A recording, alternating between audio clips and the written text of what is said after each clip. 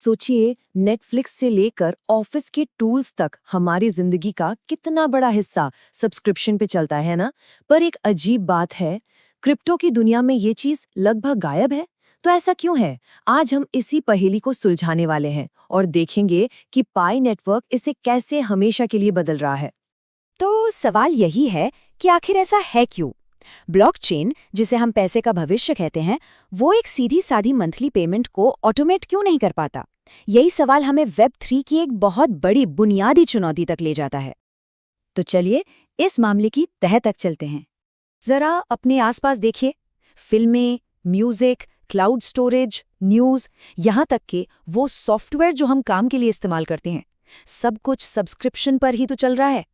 सही मायनों में ये एक ऐसा बिजनेस मॉडल है जिस पर आज की पूरी डिजिटल इकोनॉमी टिकी हुई है। लेकिन जैसे ही यही सीधा साधा आइडिया ब्लॉकचेन की दुनिया में आता है, पूरी कहानी ही पलट जाती है। जो चीज़ हमारी रोज़मर्रा की ज़िंदगी में इतनी आम और आसान है, वही वेब 3 में एक बहुत बड़ी तकनीकी चुनौती बन जाती है। तो आखिर ये बड़ी समस्या है क्या? मतलब ऐसी क्या रुकावट है ब्लॉकचेन में जो वो ऑटोमेटिक बार बार होने वाले पेमेंट्स को आसानी से हैंडल नहीं कर पाता? और देखिए, यहीं पर समस्या की जड़ है। पुराने ब्लॉकचेन के तरीकों में क्या होता था, या तो हर महीने पेमेंट को फिर से मंजूरी दो, या उससे भी बुरा, अपने फंड्स को किसी दूसरे के स्मार्ट कॉन्ट्रैक्ट में लॉक करके रख दो। मतलब कितना झंझट। लेकिन पाए का तरीका ये बिल्कुल अलग है। यहाँ बस एक बार मंजूरी देनी है, और सबसे सबसे जरूरी बात, पैसा हमेशा अपने ही वॉलेट में, अपने ही कंट्रोल में रहता है। ये बात पारंपरिक ब्लॉकचेन की जो मूल डिज़ाइन प्रॉब्लम है, उसे साफ साफ दिखाती है। जैसा कि पाई के डॉक्यूमेंट में भी लिखा है, फंड का हर ट्रांजैक्शन एक अलग ट्रांजैक्शन है। इसका सीधा मतलब ये है कि हर पेमेंट के लिए अलग से परमिशन चाहिए, जो सब्सक्रिप्शन के एक बार सेट करो और भूल जाओ वाले आइडिया से बिल्कुल बिल्कुल उल्टा है। लेकिन कहते हैं ना, हर बड़ी समस्या अपने साथ एक बड़ा मौका लेकर आती है। और यहीं इसी मौके पर पाई का इनोवेटिव सब्सक्रिप्शन कॉन्ट्रैक्ट सीन में आता है। और ये कोई छोटा मोटा फीचर नहीं है, ये पाई नेटवर्क का पहला, जी हाँ पहला स्मार्ट कॉन्ट्रैक्ट है। मतलब ये एक बहुत बड़ा मील का पत्थर है।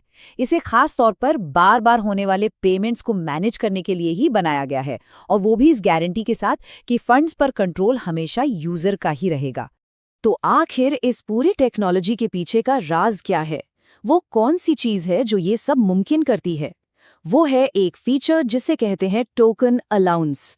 सच कहूं तो यही वो चाबी है जो ब्लॉकचेन पर सब्सक्रिप्शन का ताला खोलती है। इसे समझने का सबसे आसान तरीका है, सोचिए ये एक तरह की डिजिटल परमिशन स्लिप है।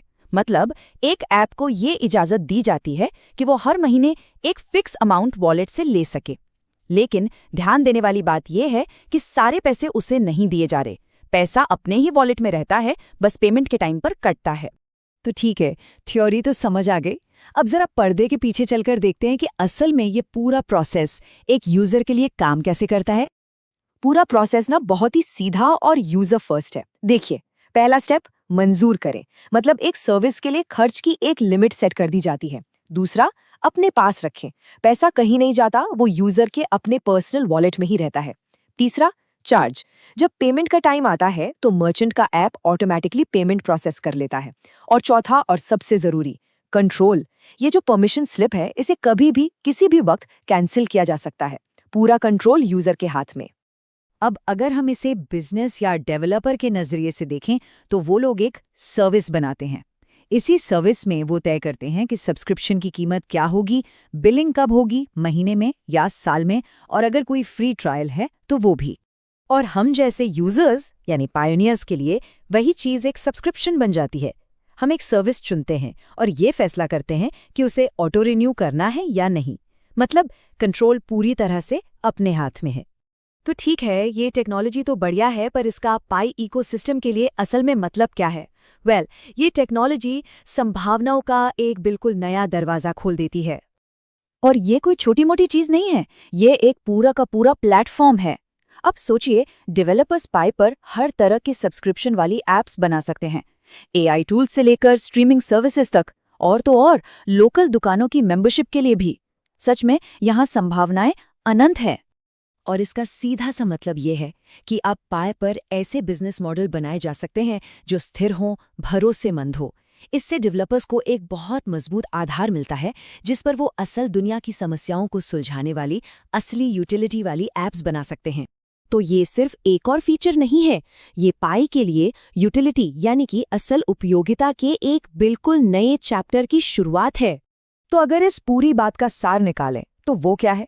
वो ये है कि पाए अब सिर्फ एक बार के लेनदेन तक सीमित नहीं रहा। ये इनोवेशन, सब्सक्रिप्शन सर्विसेज की एक पूरी की पूरी इकोनॉमी को मुमकिन बनाता है। और यही चीज पाए को एक ऐसे ब्लॉकचेन में बदल देती है जिसकी जड़ें असल दुनिया की यूटिलिटी में हैं। तो अब सवाल ये उठता है कि जब ये पावर पायनियर्स और डेवलपर्स के हाथों में आएगी तो वो सबसे पहले कौन सी नई और कमाल की यूटिलिटीज बनाएंगे? ये तो तय है कि आने वाला वक्त बहुत ही रोमांचक होने वाला है।